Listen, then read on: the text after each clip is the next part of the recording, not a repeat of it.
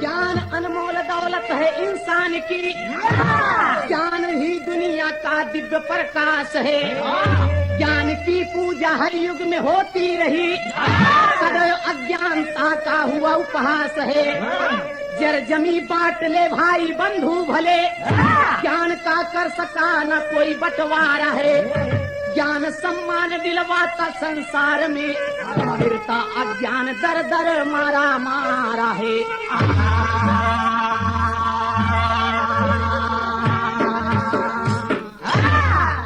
अच्छा ध्यान दें आप सब, एक हास्य रस की बिरहा आप सबके सामने पेश है। बाबा उम्मीद है कि गीत आप लोग को पसंद आई। ज्ञान के ऊपर कभी इस गाने को लिखे, कभों कभों देखा था कि इंसान अपने ज्ञान से भगवान के भी धोखा दे देता। आई है बात गीत में बा, एक लाइन तर्ज बा।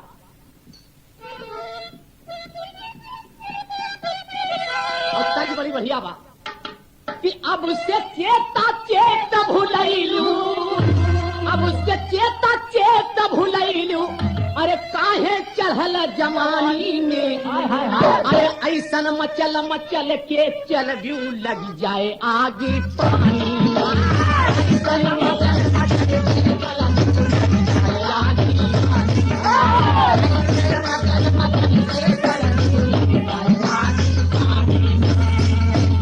यह कर्ज बा, लेकिन गनवा के लाइन में कहना बा। लाभ उठाए जो न समय का, लाभ उठाए जो न समय का, वो सबसे बड़ा अज्ञानी है। गुजरा समय न मिले दोबारा, जग की अमर कहानी है।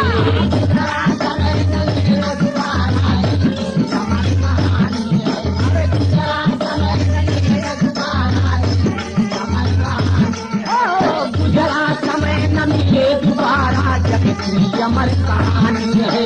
गुजरा समय न मिले दोबारा, अमर कहानी है। यहीं से गाने की शुरुआत गौर करेंगे आप। कहना है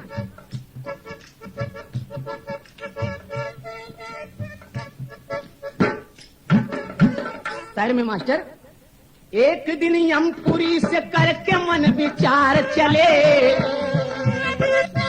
एक दिन यमपुरी से करके मन विचार चले, घूमने यम के दूत मृतलोक चार चले।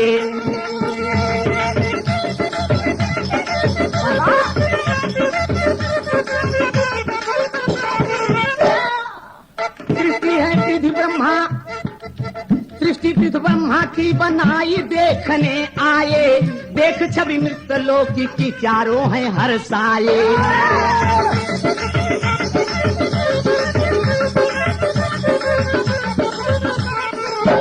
जहाँ जहाँ भी यम के दूत चारों जाते थे, बसाई ब्रह्मा की नगरी के गुण को गाते थे।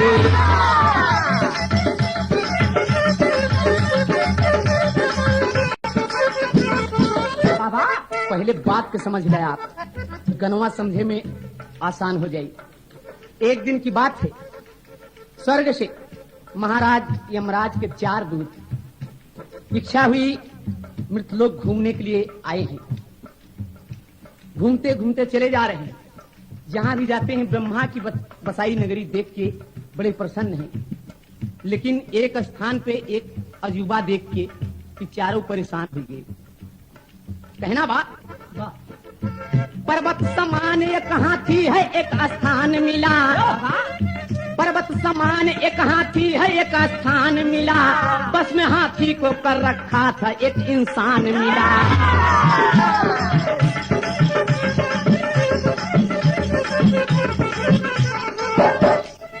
महाराज यमराज के चारों दूत चला जाता और कहा देखा थी एक पर्वत समान हाथी, पर्वत समान हाथी और ओकरे ऊपर एक पीलवान महावत बैठा है और हाथी वही महावत के बस में बा।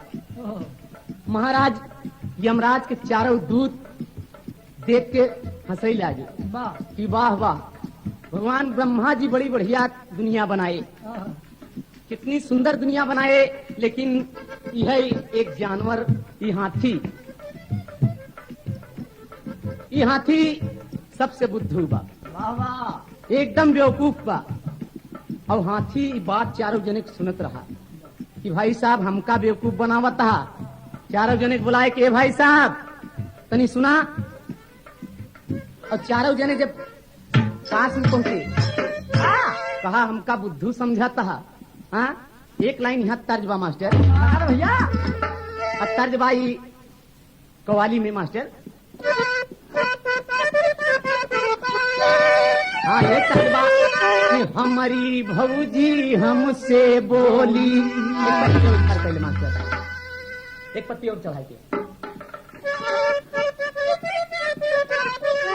हमारी भौजी हमसे बोली, एक चुम्मा दई दा राजा। हमारी भौजी हमसे बोली, चुम्मा दई दा राजा। हमारी भौजी हमसे बोली, चुम्मा दई दा राजा। हमारी भौजी हमसे बोली, हमारी भौजी हमसे बोली, हमारी भौजी हमसे बोली, हमारी भौजी हमसे बोली। एक चुम्मा दई दा राजा, चुम्मा दई दा राजा, एक चुम्मा दई दा राजा। तो एक चुम्मा दई दा राजा। हमारा दिल बात तो पे आशिक, हमारा दिल है तुम पर आशिक। चाहे रोज बजावा बाजा, हमारा दिल बात तुम पर आशिक। चाहे रोज बजाया बाजा, हमारा दिल है तुम पर आशिक। चाहे रोज बजाया बाजा, हमारा दिल है तुम पर आशिक। वाह, यह तर्ज बा। हाथी चारों यमदूत से का कहा था कि भाई साहब हमका बुद्धू एकदम गंवार जाना था ना, लेकिन एक बात बताई कहूँगा। हाथी यमदूतों से बोला, हाथी यमदूतों से बोला, हाथी यमदूतों से बोला। बड़का बना बहादुर बांका, हाथी यमदूतों से बोला।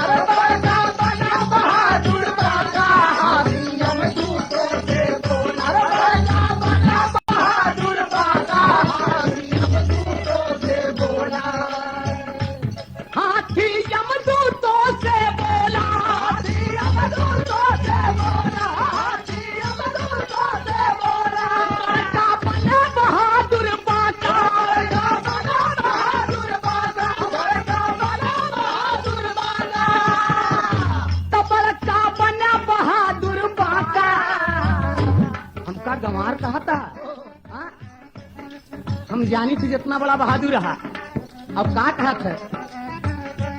सब दिन मुर्दा ढोए बाटा, सब दिन मुर्दा ढोए बाटा, सब दिन मुर्दा ढोए बाटा। सब दिन मुर्दा ढोए बाटा, कदर जाना का तू जिंदा का। सब दिन मुर्दा ढोए बाटा, कदर जाना का तू जिंदा का। सब दिन ढोए बाटा, कदर जाना का तू जिंदा का। सब दिन ढोए बाटा। जिंदगी बीती जात बर मुर्दा ही ढोए रहा ना। अरे मृतलोक में जब आया है मुर्दा ले गया है।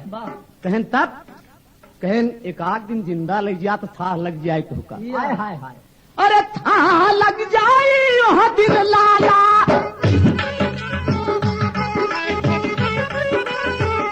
हाँ लग जाए वह दिन लाला, लग जाए वह दिन लाला, लग जाए वह दिन लाला। परी जिंदा से जही दिन पाला, जिंदा से जही दिन पाला, परी जिंदा से जही दिन पाला। परी जिंदा से जही दिन पाला। बुद्धि काम करी ना ये कहूँ, बुद्धि काम करी ना ये कहूँ, बुद्धि काम करी ना ये कहूँ। सेठी निकली अगर बिना का बुद्धि काम करीना।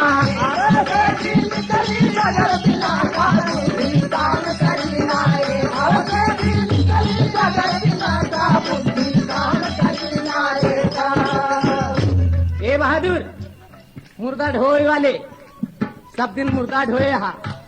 कौनो दिन मृतलोक से एक जिंदा ले जाए के देखा तो तोका पता लग जाई। चारों कहन की कया ऐसी बात बा, एक काम करा, सब दिन मुर्दा ढोए आपकी जिंदा ले चलत चला और आ जाई हेरप जिंदा। बिरहा शीर्षक मास्टर कभी भाग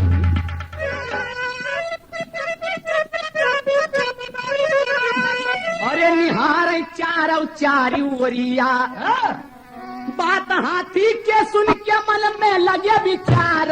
निहार चारौ चारौ वरिया,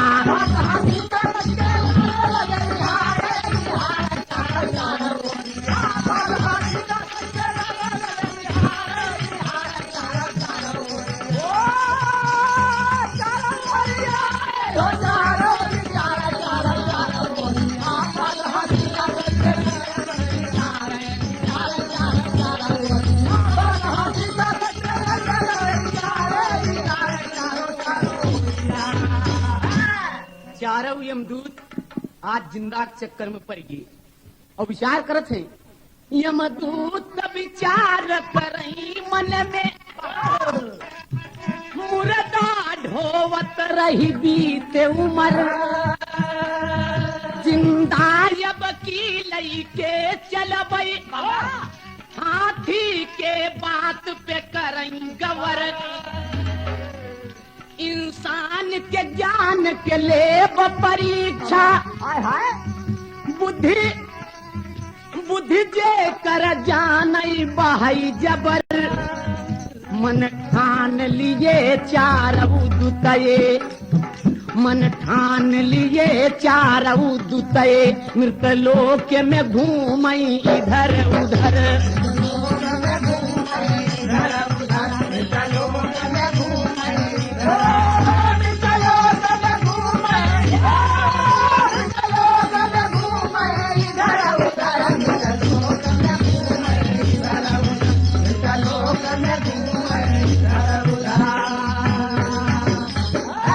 तेरी हाथी की कहता है कि मुर्दा सब दिन ढोए रहा, जिंदा ले जा तो पता चली।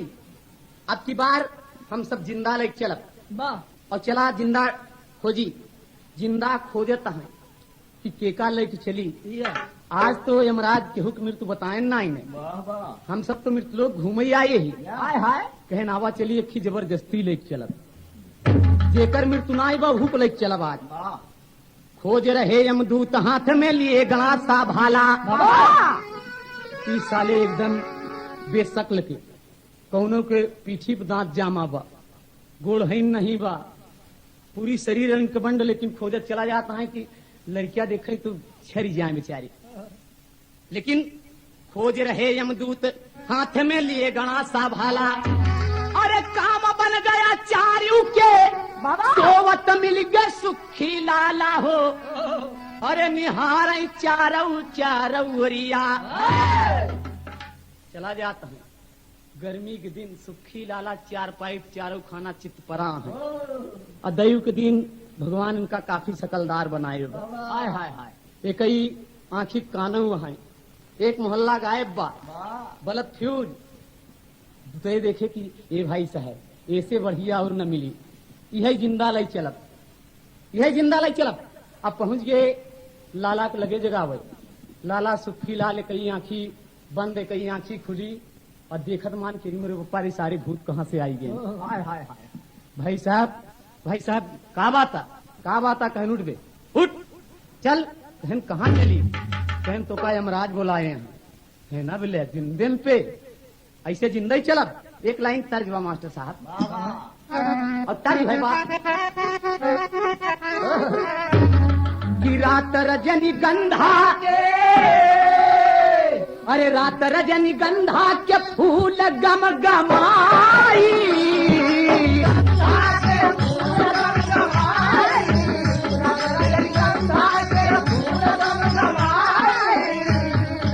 बसवा बसवरिया के पीछे चांद आ गई, बसवरिया के पीछे चांद आ गई, गोरी रे गोरी रे गोरी तोरी याद आ गई, अरे गोरी रे गोरी रे गोरी याद आ गई, याद आ गई हो गोरी याद आ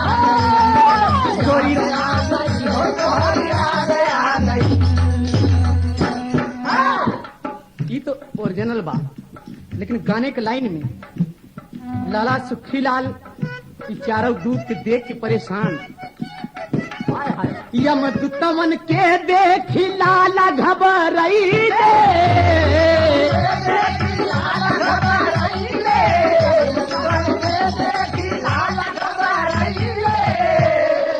जियरा के हमारे जंजाल आ गए, जियरा के हमारे जंजाल आ गए, दैया रे दैया रे दैया बन के काल आ गए, दैया रे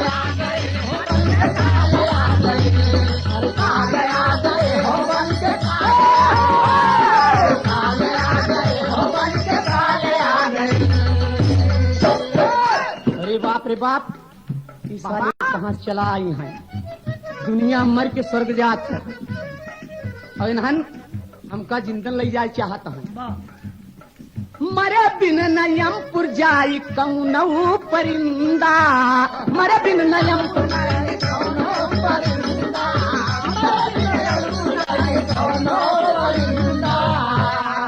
अब किया मैं राज तो है, अब किया मैं राज जी बुलाए यहाँ जिंदा, बुलाए यहाँ जिंदा,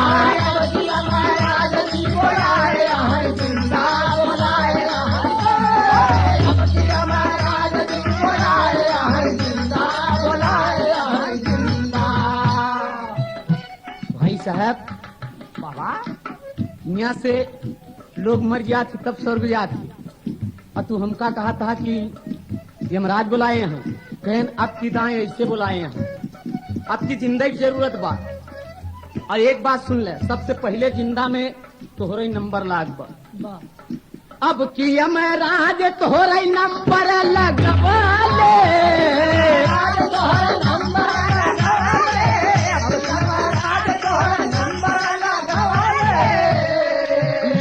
हम तो के सुखी लाल आ गए, ले वही हम तो के सुखी लाल आ गए, दैयर दैयर दैया बन के काल आ गए,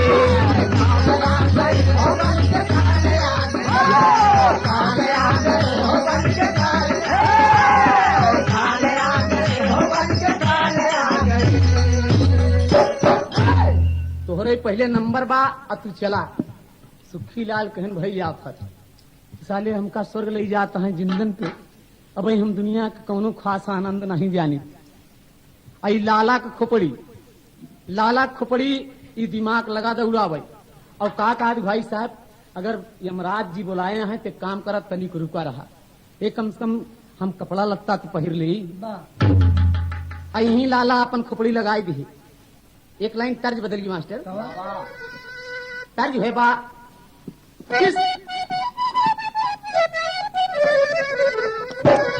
किसैया काहे कैल जियरा के सतिया हो,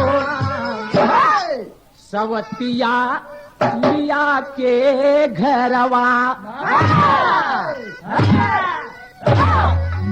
यह तर्जबा लाला सुखी लाल के दे हागिया नवाराम, लहनवा लहावई लागे बबुआ,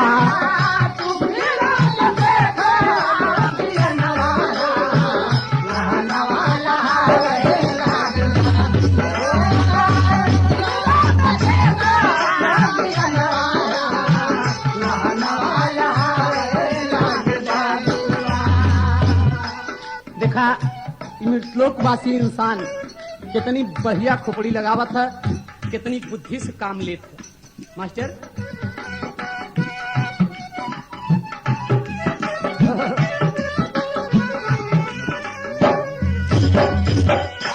अरे जिंदा यमदूत ले वही आये मारल मातिया, आये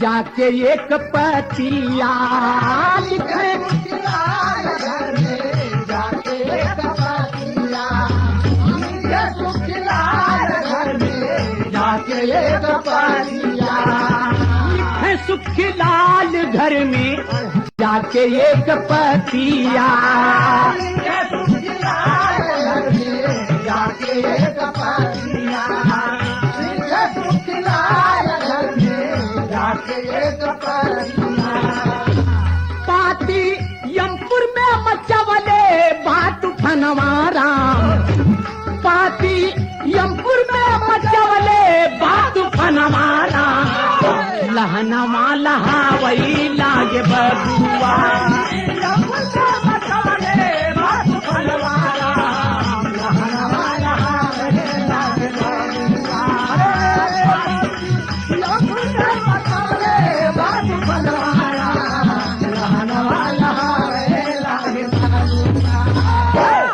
चारों दूध की रोक दिए दुआरे और घर में कपड़ा पहरे के बहाने लाला सुखीलाल पहुंच गए।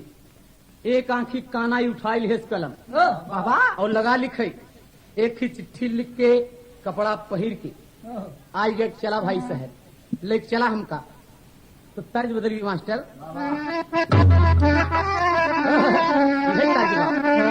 कि मो प्यार करूं भरता भरता मंगवाई दे चोली रे समझी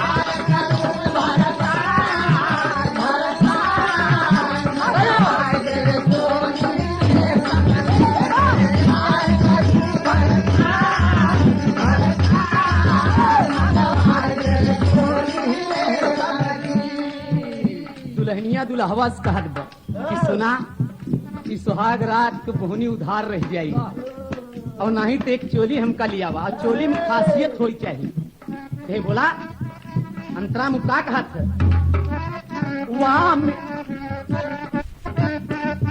वाह में दुई हीरे जले रहे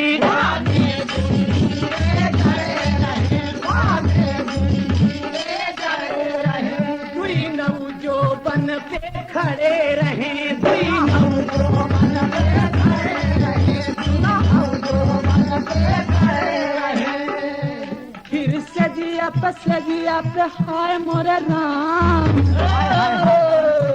फिर सजिया पे लूटा बहार हो बहार मंगवाई तेरे चोली रे समझी फिर सजिया पे लूटा बहार हो बहार मंगवाई तेरे चोली रे समझी फिर सजिया पे लूटा बहार हो बहार मंगवाई तेरे चोली रे समझी। ये तो तर्ज बा लेकिन लाला सुखीलाल चारों यमदूत के साथ चल दिए। यमदूत संग सुखीलाल हो लाल यमपुर की नगरिया आई गए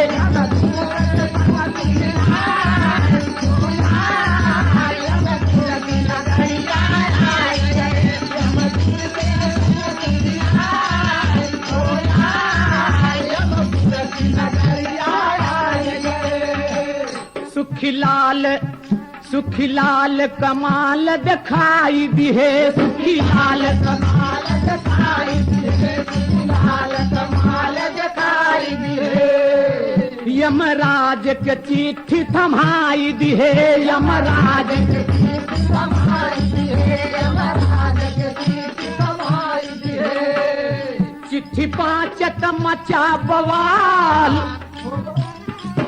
चिट्ठी पांचत मचा बवाल हो बवाल यमपुर की नगरिया आई गए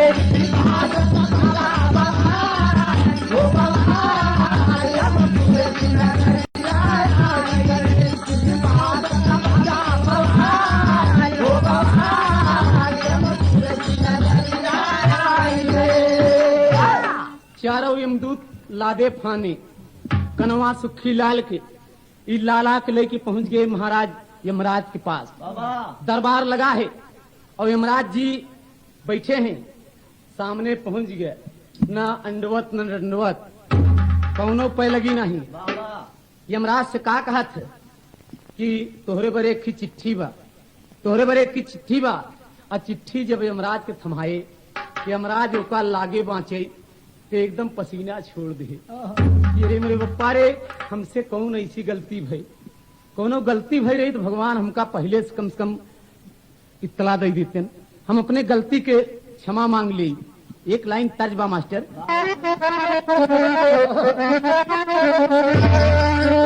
कि छोड़ी दा चटकल के नौकरिया सुनाए सजना।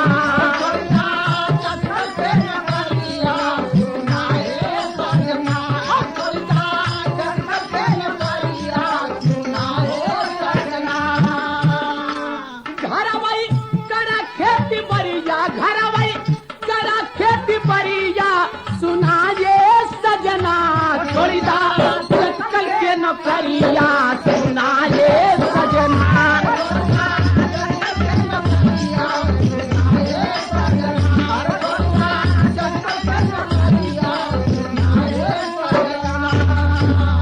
यही तर्जबा।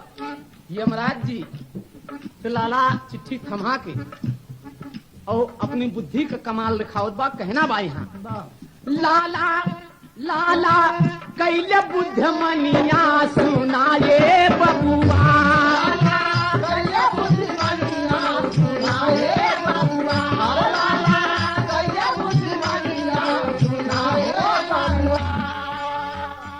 ऐसी कैले वाली खनिया, ऐसी कैले वाली खनिया सुनाए बबुआ। लाला कैले बुद्धमनिया सुनाए बबुआ।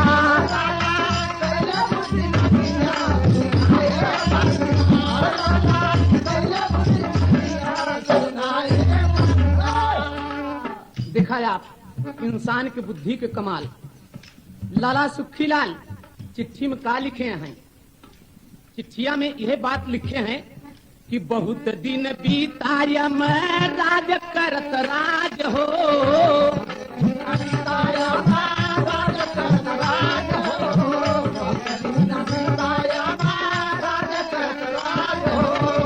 भ्रष्ट भैली बुद्धि, हाँ हाँ भ्रष्ट भैली बुद्धि, बूढ़ा भैला महाराज हो।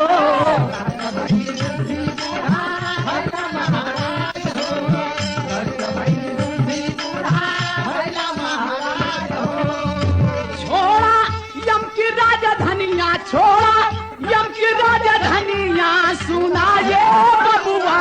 लाला कैले बुद्धिमनिया सुनाए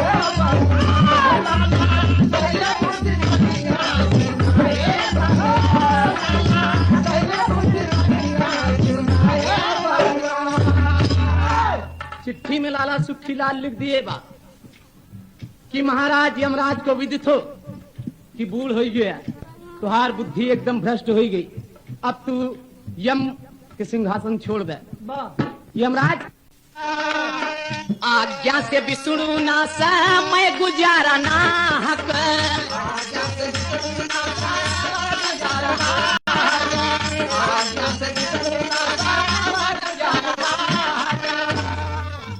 यह बात चिट्ठी में लाला सुखीलाल लिख दिए हमें कि जे पत्र लेके जात बा तोहरे स्थान पे यमराज के सिंहासन पे उहे विराजमान हो। तू यमराज की कुर्सी छोड़ दे, आज से रिटायर किया और आज्ञा से नीचे दस्तखत लाला सुखीलाल कह दिया भगवान की सुन। माना हमारी बचनिया, माना हमारी बचनिया सुना है बबुआ। लाला कैले बुद्धमनिया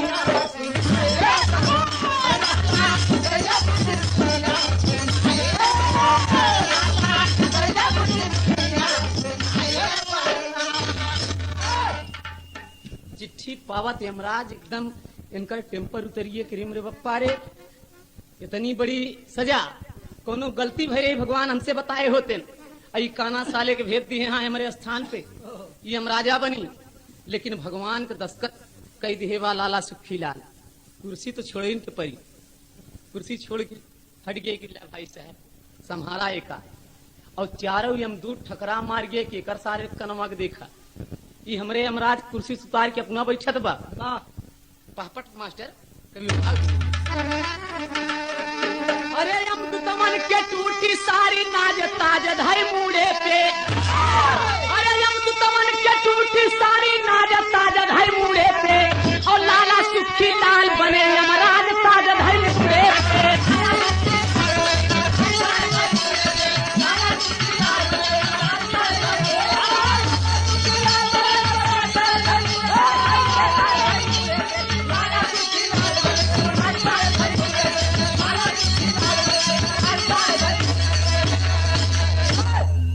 सुखी लाल बिचारे लगे तुरंत मजमून हो अपन के यमराजा लागू कई दिहले दे कानून हो कुर्सी पाई गई यमराजा बन गए लेकिन लाला जानता है लाला कनवा सुखी लाल समझत बा कि अब्बे बवाल हो जाई और कम से कम जब तक के बरे हम यमराज बना ही आपन एक आखी कानून लागू कर दी और ये का करत अरे दुतमन के सर भारी गिरली गाज ताज धई मुड़े पे दुतमन के सर भारी गिरली गाज ताज धई मुड़े पे बोले सुखी ऊंची कई आवाज ताज धई मुड़े पे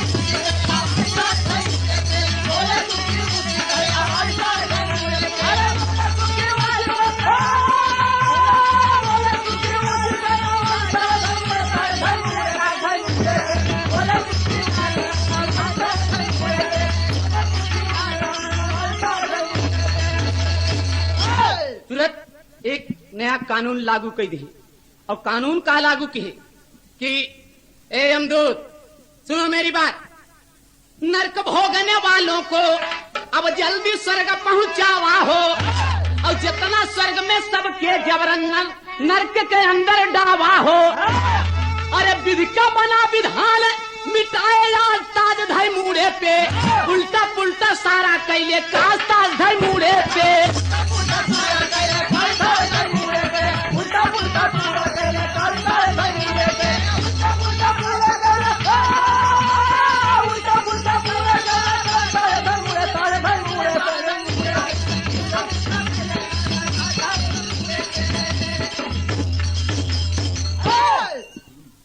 ऐलान कर दिए एकदम ऐलान कर दिए कि जितना स्वर्गवासी हैं सबके जबरदस्ती पकड़ पकड़ के नरक में डाल दे जितना नरक भोगई वाला है सबके स्वर्ग में ले आवा यमदूत परेशान करे मुरे पप्पा रे यमराज पता नहीं कहाँ गए आई नौका यमराज कनवा कहत बा कि स्वर्गवासी सब नरक में और नरक वाले स्वर्ग में परेशान किए का हम जिंदा न कई लिया आल्हा में प्रमाण मिला मास्टर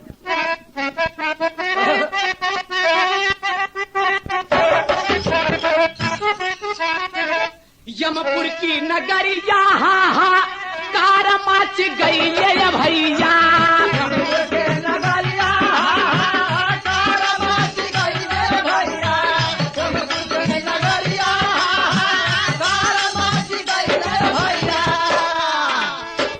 लाला सुखी लाल जामा चवल बा तूफान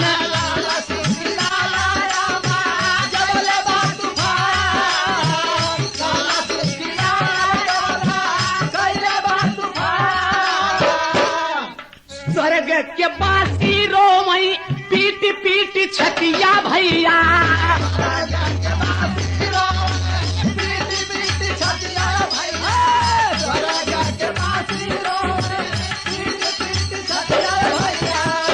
कैसे यमराज जी बनाए विधान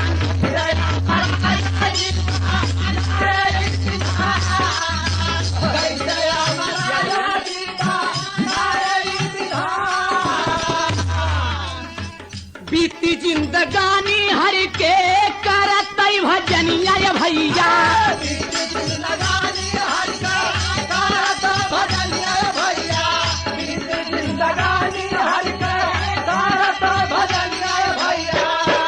तब नरक भोगई के मीला बसीरमान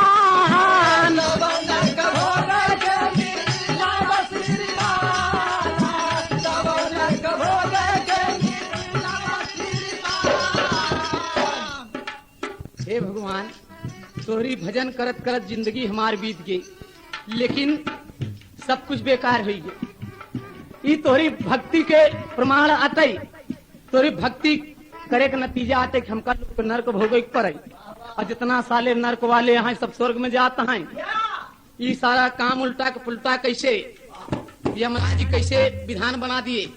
लेकिन कहना बाबा जी बाबा कि देश के कुकर में यौआ धर्म स्वर्ग गईले भैया,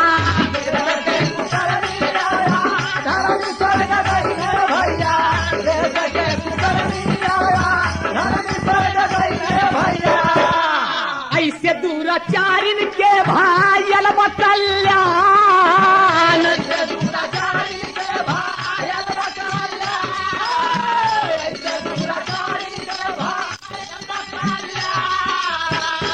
रोवते में राज्य क्षीर सागर जाई पहुँचे भैया,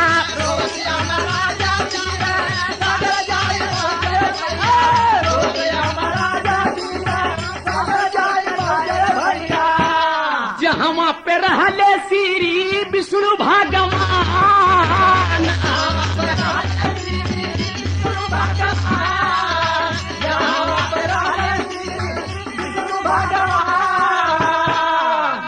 पूरी यमराजपुरी में हाहाकार मच गया।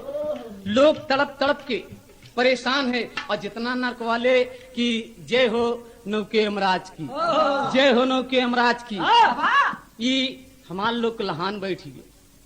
और स्वर्गवासी हाहाकार करत की यमराज आगे आगे पीछे पीछे सब रास्ता पकड़े यहाँ क्षीर सागर के। भगवान विष्णु के आगे जाए की कि दुहाई महाराज की, दुहाई महाराज की कहे का बात है यमराज। कहा महाराज हमसे पूछा था का बात, नौका यमराज भेज के आफत पैदा कर दी है। हा खड़ी मास्टर,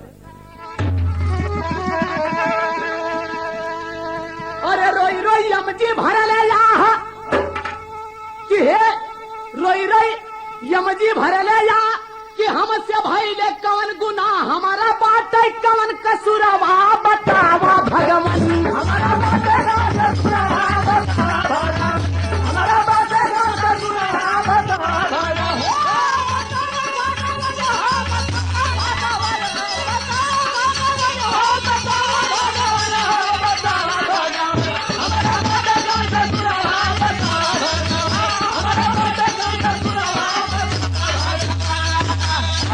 बोला प्रभु का गलती हमसे भई, का ऐसी गलती हमसे भई, कम से कम हमारी गलती का हमका पहले साथ धराई दिए होते।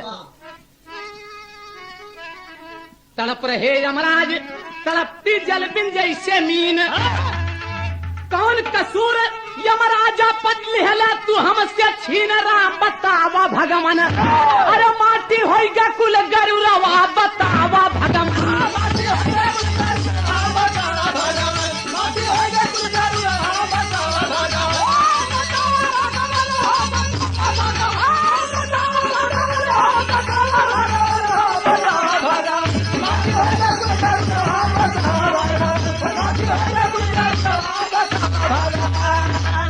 हे महाराज हमसे का ऐसी गलती भई, काहे बरे हमार यमराजा पद छीन ले है।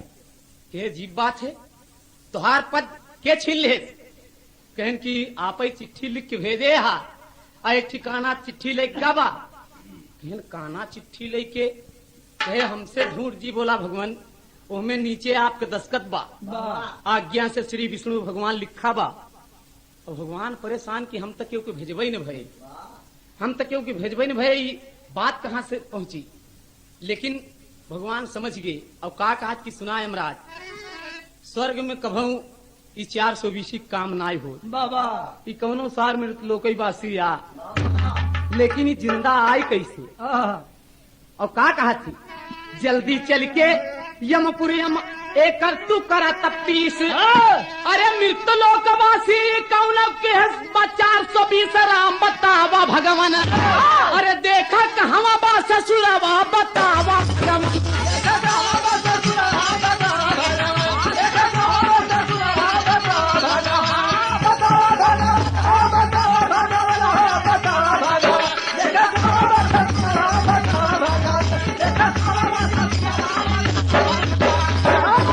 जल्दी चला, ये जरूर कोनो मृतलोक वासी है।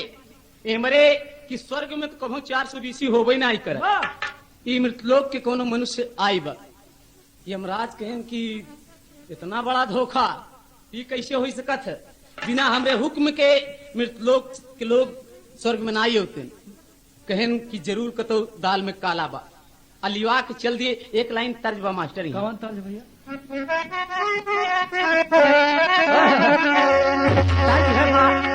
एक ही तवाय फुगावत आ का गावत है, कही अरे फेंक मोरे राजा, फेंक मोरे राजा तू 100 की नोट।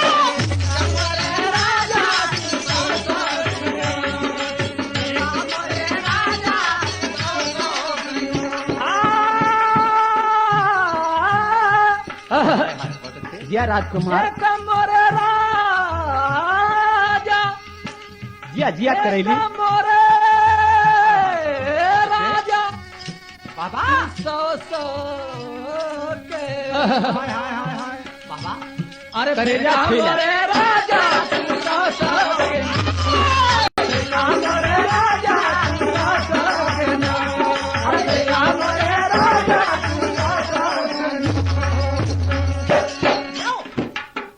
60 की चोली चोली चली चली, 60 की चोली यो 20 का लहंगा, 60 की चोली यो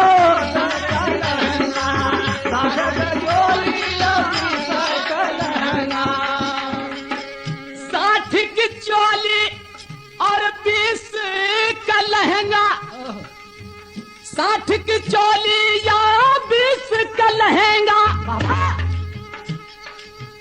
10 के लागल बगोट, 10 के लागल बगोट, एक मोरे राजा।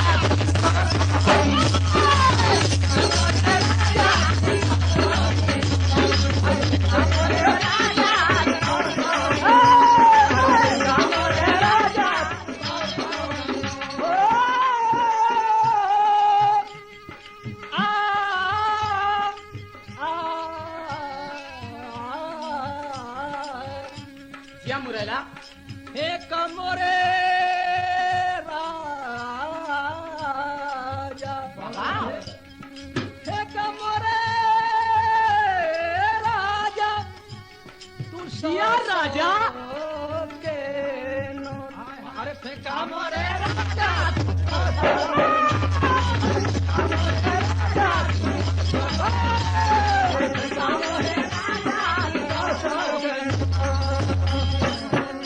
ये तो तर्ज बा, लेकिन गनवा के लाइन में कहना बा। लाला सुखीलाल सिंहासन पर बैठा है, भगवान विष्णु जी, यमराज, तमाम स्वर्ग भोगवे वाले वासी साथ साथ पहुंच गए। लाला सुखीलाल समझ गए कि हमार भेद खुल गया, लेकिन भगवान के देख के नतमस्तक हुए, प्रणाम किए। भगवान गुस्सा में ई प्रणाम के जवाब के देत बा और का के कनमा, अरे बोल कहाँ से आए? अरे मारे हाथ साले तू हमरे यमराज के होप जाप लगाई दिए यहाँ। हाँ? यमराज खड़ा है। लाला सुखीलाल भगवान से का कहा थी कि हे प्रभु, हमारे घर प्रभु जी, हमारे घर प्रभु जी सुना मिलते लोग, हमारे घर प्रभु जी सुना मिलते लोग, हमारे घर प्रभु जी सुना, हमारे घर प्रभु जी सुना मिलते लोग।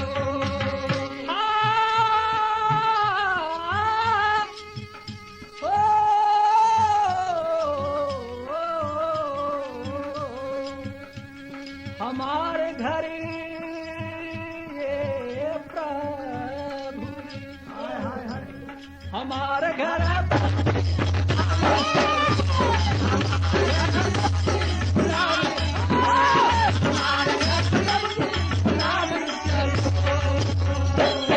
अंतराम मास्टर सुखीलाल अपन परिचय देते कि महाराज हमार घर मृतलोक बा। एक बात नाम है सुखी एक आंख का अंधा।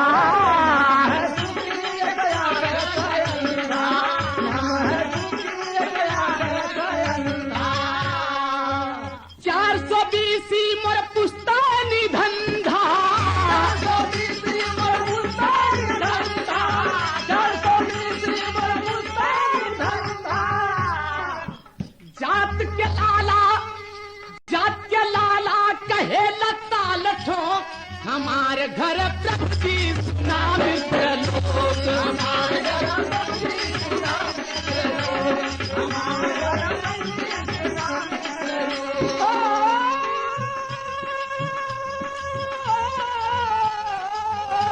बाबा हमारे घर प्रभु जी सुना मृत लोग। हमारे घर प्रभु जी सुना मृत लोग।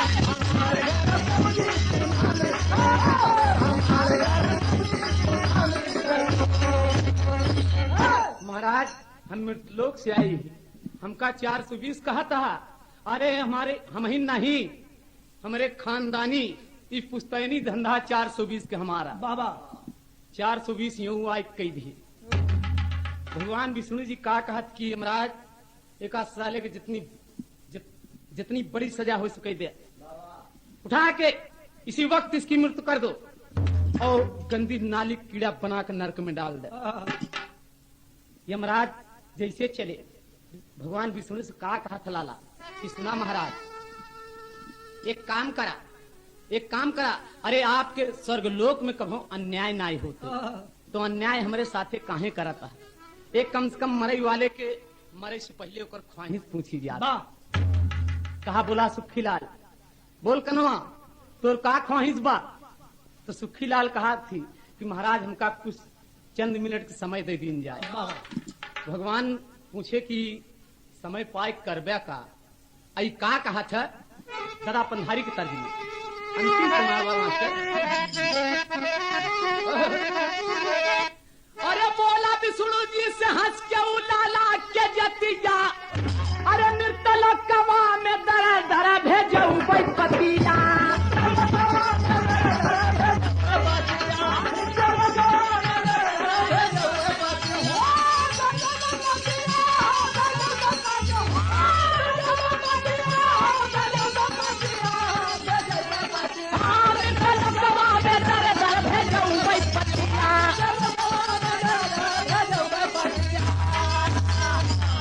सुना महाराज, हमका समय मिल जाई तो एक चिट्ठी लिखे रहे। स्वर्ग में हाहाकार मच गया। एक चिट्ठी और लिखब, आई चिट्ठी हम मृतलोक में भेजाऊ। कहे चिट्ठी में लिखेबा का, तो का कहा था कि हम चिट्ठी में यही बात लिखब कि मृतलोक वासी माना हमारी बचनिया। आज से की हाजी क्यों भक्ति यऊ भजनी। अरे नहीं नरकवा में भोगे हो ये दुर्गतिया। मृतलोकवा में दर दर भेजऊ पतिया।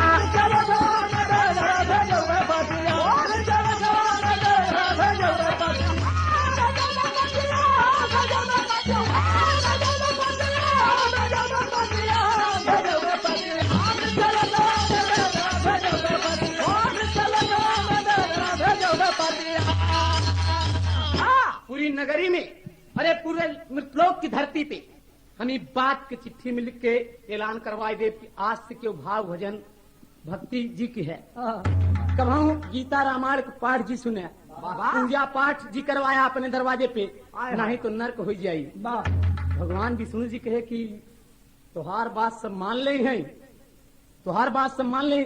कनवा कहे लाला सुखी लाल काना का कहा थी महाराज, अगर हमार बात यमराज मान सकत थी, हमार बात यमराज मान के अपन सिंहासन छोड़ सकत थी, तो मृतलोक वासी हमार बात न मनी है। भगवान कहन सर्ववती ठीक ही कहा, धोखा हो जाये कहन की ये यमराज एका महाराज जी भाई, एका महाराज जी एका ऐसा करा कि जैसे ही आए रहा एका मृतलोक भिजवावा, तुरंत भिजवावा।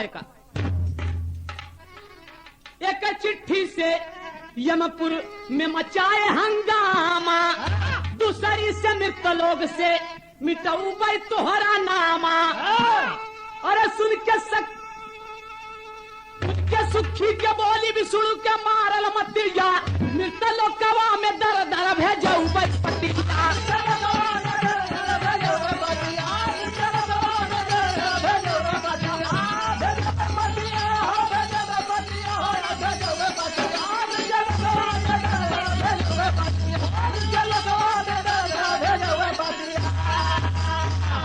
भगवान तुरंत आदेश दिए कि का तन में एकदम जिंदा हालत में का करे घरे पहुंचावा। और वही चारों दूर आज लाला सुखी लाल के लाद के लिए आए रहे, लेकिन ओकरे पास जाट डराता है कि सरवा बड़ा ऐबदार बा। एका जिंदा का लिया हाथी बात सही कहत रहा कि जिंदा कौन दिन ले जा तो थाह लग जाई। आज थाह लग गए। मृतोक लियाए लाला सुखी लाल के ओकरे घर पहुंचाए। ओकरे घर पहुंचाए और वापस आवे लागे तो फिर वही हाथी महावत पीठ के ऊपर सवार बा और हाथी वही इशारे से चला जात बा। और चारों जने के ऊपर जब नजर पड़ी तो पुकार दिए कि ए भाई साहब सुना सुना। और चारों यमदूत का कहा कि भाई साहब यही हाथी है। यही कहे रहा ना कि कोनो दिन जिंदा लग जा तो था लग जाई। और आज फिर मिला बा पास पहुंचे का बात है भाई साहब, कहन जिंदा ले गए रहे। कहन तोहार बतिये ठीक बा भाई, तू सबसे बड़ा बुद्धिमान है, कम से कम ओकरे इशारे पे चलता है तो नहीं मनई के ढोवत है। लेकिन मनई जिंदा का सार एमपुर में हाहाकार मचाई दिए। और चारों यमदूत वापस चले आए। अंतिम प्रमाण मिला पुराण मास्टर कहना हुआ स्वामी गीतानंद संत गुरु भुल्लुर तजे को तारी राजा राम आधार कहे इस सब सारद के बलिहारी।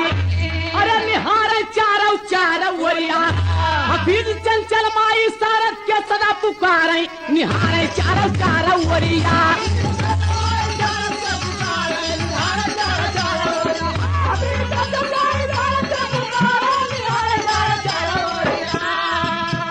हाँ तनि सुना हो सुजन मन लाई।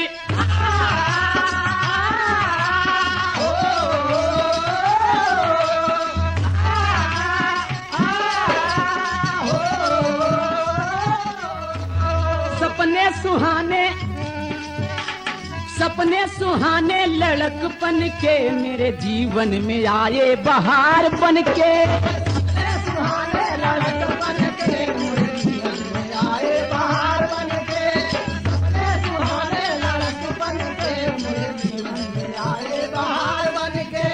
बहार बन के हो बहार, बहार बन के हो बहार।